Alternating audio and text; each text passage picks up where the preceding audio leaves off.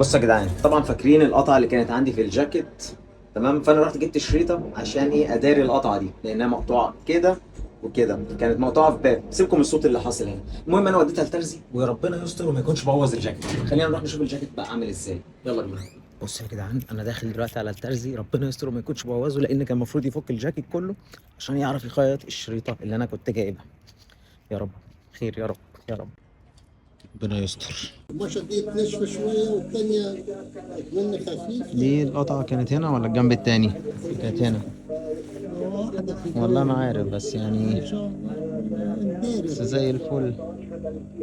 بصوا بقى يا جدعان، ده اللي حاولت اعمله في الجاكيت، يعني عشان ايه نمشي الدنيا، بحيث كده كده تمشي مع دي شوية، تمشي مع دي شوية.